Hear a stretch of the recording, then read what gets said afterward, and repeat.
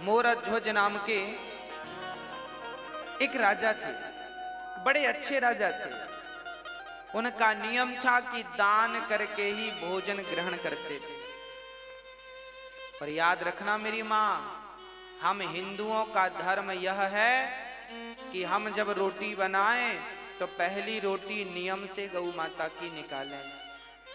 हम हिंदुओं का कर्तव्य है कि हम आखिरी रोटी कुत्ते को निकालें।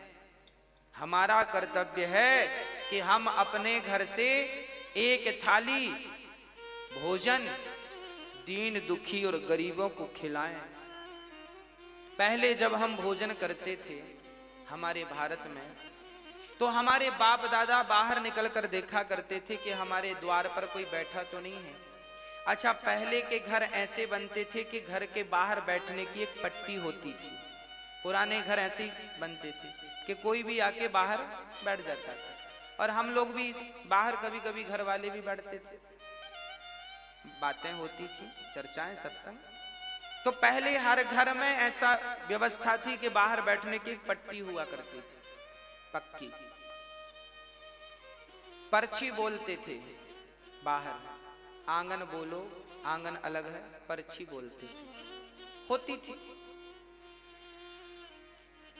जब आप भोजन करने बैठे तो बाहर निकलकर जरूर देखें कि आपके बाहर कोई है तो नहीं भूखा।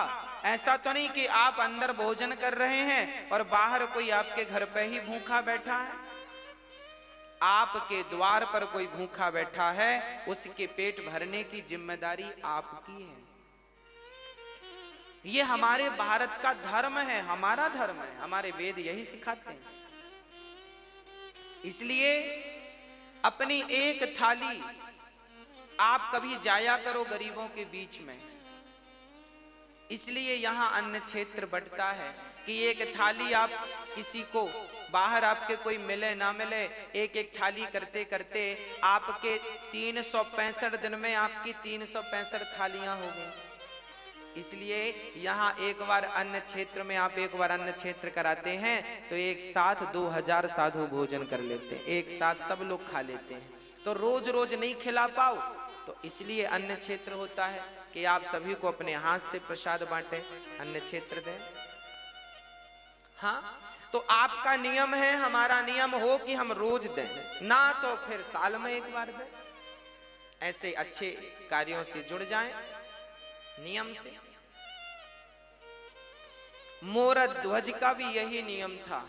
रोज ब्राह्मणों को बुलाते, उनके चरण धोते, उनकी सेवा करते, उनकी वंदना करते, उनको भोजन कराते, और उनके कहने पर जो वो कहते वो दान करते। दान अपने मन से नहीं करते थे, ब्राह्मण से पूछते थे आपको क्या चाहिए, जो वो कह दें वो दान करते थे।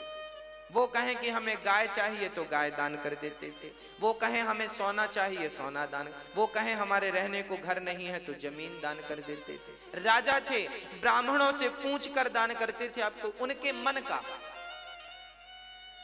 ऐसे सत्यनिष्ठ राजा मोरध्वज, इनका डंका बजने लगा पूरे दुनिया में। इनके जैसा राजा, इनके जैसा दानी, इनके जैसा धर्मनिष्ठ ना भूतो ना भविष्य।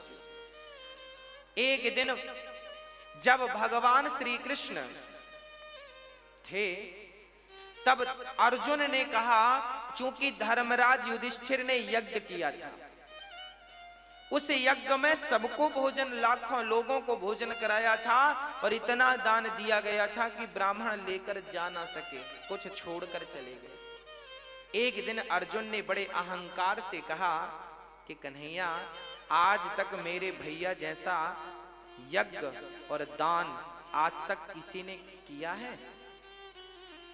तो भगवान है।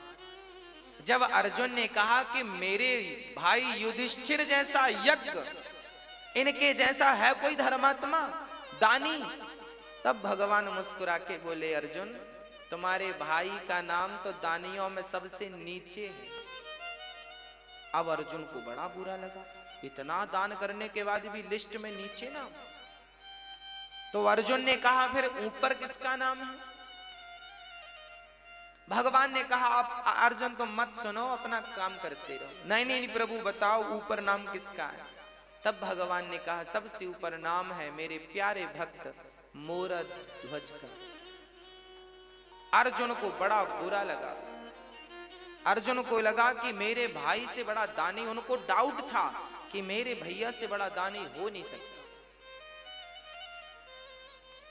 अर्जुन बोले प्रभु हमें देखना है कि वो कैसा दानी है, क्या दे सकता है। अरे हमारे भाई ने क्या नहीं दिया, धर्मराज युधिष्ठिर ने इतना दिया पंडित जी ले जा ना सके, ऐसा वो क्या दे सकता है। अर्जुन मानने को तैयार नहीं थे, मैं नहीं मानता कि वो दानी है। भगवान बोले तो परीक्षा ले लो। भगवान ने कहा ले लो। अर्जुन ने कहा आपके सहयोग के बिना परीक्षा संभव नहीं है। तो प्लान बनाया गया, यमराज जी को बुलाया गया, यमराज को शेर बना दिया गया, तुम शेर बन जाओ। बूढ़े शेर, दांत टूट गए सारे, और अर्जुन ब्राह्मण बन गए और भगवान श्री कृष्ण भी ब्राह्मण बन गए।